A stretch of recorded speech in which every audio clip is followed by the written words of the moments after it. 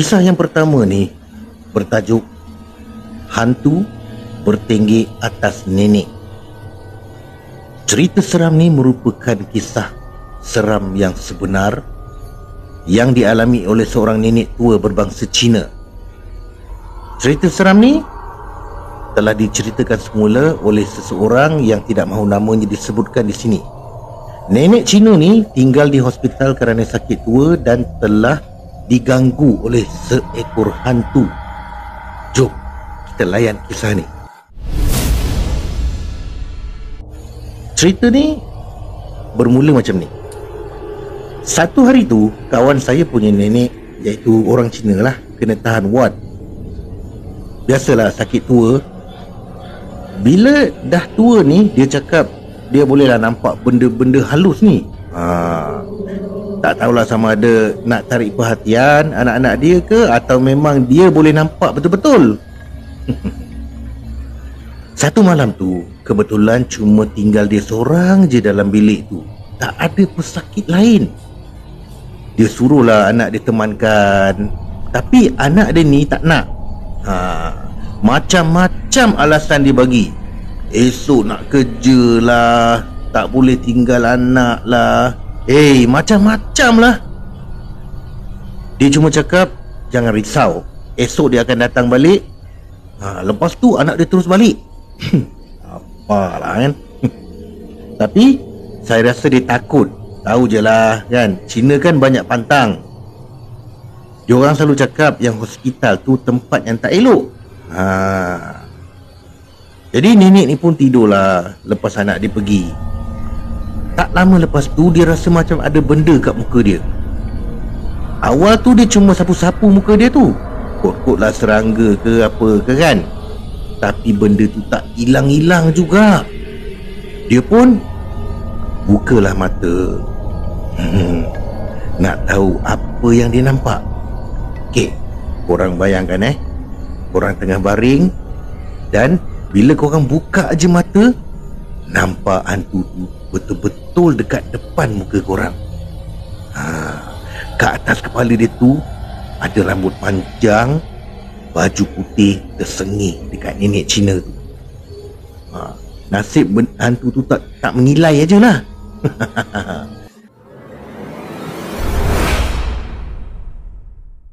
Jadi dia pun apa lagi, bacalah dia punya Umi Tofa kan. Berkali-kali lah dia baca. Korang tahu hantu tu buat apa? Hantu tu pun ikut sekali ni tu, Umi Tofa.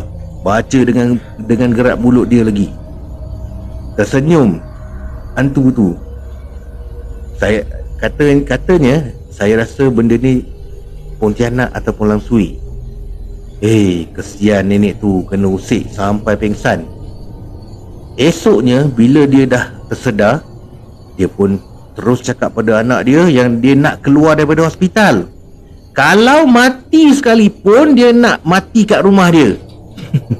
Meremang jugalah bila kawan saya cerita kat saya. Tapi yang paling penting, saya bersyukur sangat dilahirkan sebagai seorang Islam. Kurang-kurangnya kita ada ayat suci Al-Quran sebagai pendinding. Sekian, terima kasih.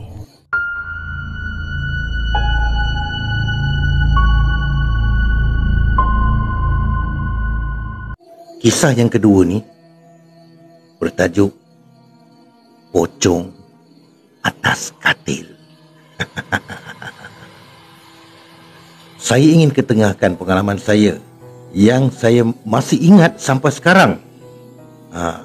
Ini yang membuatkan saya tidak berani lagi tidur keseorangan diri di dalam bilik saya. Saya seorang ibu tunggal, katanya. Saya tinggal bersama ibu, ayah, adik lelaki saya dan isterinya di rumah kami di Sembawang. Sembawang di Singapura lah. Saya tidur bersama anak gadis saya yang bernama Kira. Katil kami merupakan katil 2 tingkat. Saya tidur di bawah dan Kira tidur di atas. Selalunya Kira sampai rumah dari tempat kerja paling lewat pun jam 11:30 malam. Dan Kira akan menghantar pesanan kepada saya jika dia balik lewat malam. Selalunya habis lewat di tengah di tempat tugasnya ni, di lapangan terbang Changi. Dan jika dia tidak balik, dia pun akan menghantar pesanan atau menelefon saya untuk memberitahu saya yang dia lewat balik. Kejadian ni berlaku pada saya seminggu yang lalu, pada malam Jumaat. Saya terlalu penat selepas pulang dari kerja sekitar selepas pukul 7 malam. Selepas membersihkan diri, solat maghrib dan solat isyak, saya makan dan berbual-bual dengan ibu dan ayah saya lah. Masuk pukul 10 malam, saya pun masuk ke bilik dan terus tertidur. Jadi, saya tersedar dari tidur selepas sesuatu berbunyi di atas katil saya. Bunyi dia ni sama seperti bunyi apabila Kira, anaknya ni, baru baring atau sedang memusingkan dirinya di atas katil. Macam dia macam enyak katil tu lah. Macam tu. Masa tu jam menunjukkan pukul 12.15 pagi. Pada pendapat saya, itu mesti Kira yang dah terbaring di atas. Selalunya saya nampak wayar telefon bimbit Kira di sebelah saya. Tapi pada malam tu saya tidak perasan wayarnya. Dalam masa yang sama, saya terhidu bauan yang tak menyenangkan hati saya. Saya tahu itu bau pacai. Tapi saya masih lagi setengah tidur, setengah bangun. Saya bergerak. Saya tergerak hati untuk melihat telefon bimbit saya.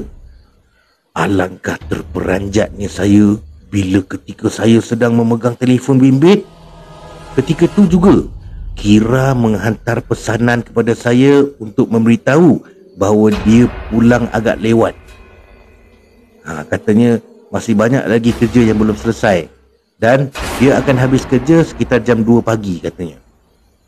Jadi, apa yang ada dekat atas katil sehingga saya terdengar bunyi yang agak berat tu?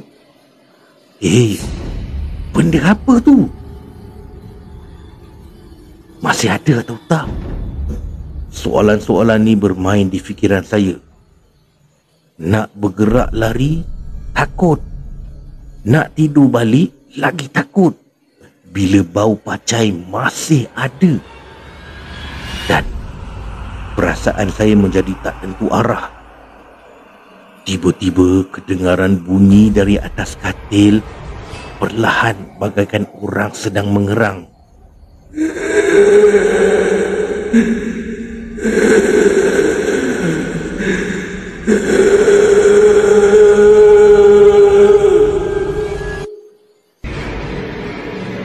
Perlahan tapi jelas bunyi itu. Bayangkan, jarak dari katil ke pintu kira-kira 7 tapak. Saya angkat bantal dan telefon bimbit saya dan jalan perlahan-lahan menuju ke pintu. Entah kenapa saya bergerak perlahan. Saya tak terfikir bahawa bergerak cepat tu lagi menyenangkan saya. Ketika saya buka pintu bilik, katil dekat bahagian belakang lah. Terdetik perasaan ingin tahu apa yang berada di atas katil. Jadi, saya pun buka pintu. Perlahan-lahan, kepala saya pusingkan ke arah belakang agar saya akan melihat dari tempat luar daripada pintu lah. Bayangkan apa yang saya nampak. Susuk tubuh manusia yang dibalut kain putih.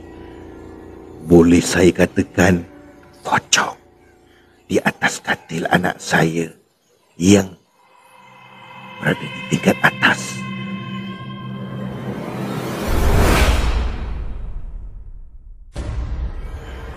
Tanpa melengahkan masa, saya lari tanpa tutup pintu bilik saya. Kerana ketakutan sangat, saya kejutkan ayah dan ibu. Dan ibu dapat merasakan sesuatu bila saya kejutkan beliau.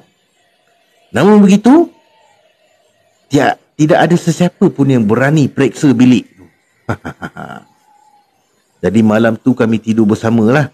di dalam bilik, di bilik yang lain.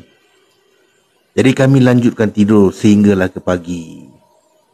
Sampai sekarang, saya tak benarkan anak saya balik lewat lagi. Saya akan berada, jika anak saya terpaksa balik lewat, kerana overtime lah kan. Jadi saya akan tidur di bilik ibu saya. Sekian. Terima kasih.